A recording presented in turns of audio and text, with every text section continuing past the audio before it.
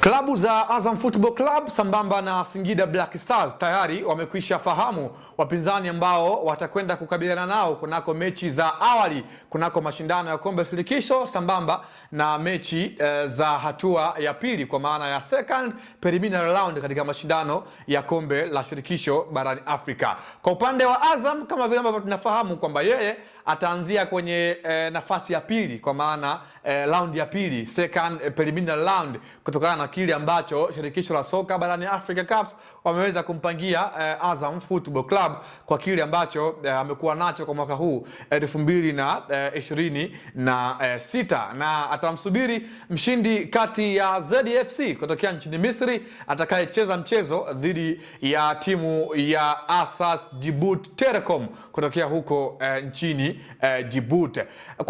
Kwa upande wa Singida, yeye atasubiri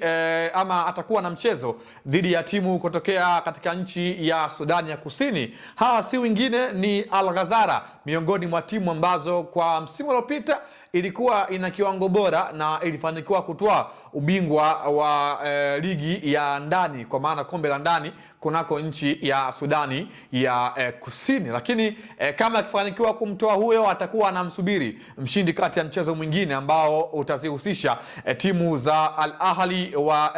Ahli Madan kutokea nchini Sudani ambao watacheza dhidi ya Tusker FC kutokea nchini Kenya. Kwa hiyo hawa ndio wapinzani ambao kwa timu wakilishi wa Tanzania kwenye mashindano ya kombe la shirikisho kwa maana ya Azam na Singida watakwenda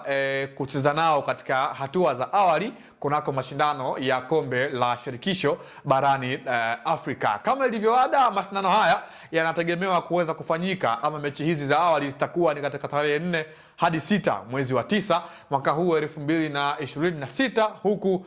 raundi ya pili kwa maana mechi hizi za marudiano, kwa maana tunafahamu kwamba mechi hizi huwa ni nyumbani na ugenini, zinategemewa kufanyika tarehe 9 hadi 16 mwezi wa 9 mwaka huu 2026. Azam na Singida ni wawakilishi ambao kwa msimu huu wanakwenda kuwakilisha Tanzania katika mashindano ya kombe la shirikisho, kama vile ambavyo tu ilikuwa kwa msimu uliopita ambao wote kwa umoja wao walifanikiwa kuingia katika hatua ya makundi, lakini ndio hivyo waliishia katika hatua hiyo na walishindwa kuendelea katika hatua inayofuata moja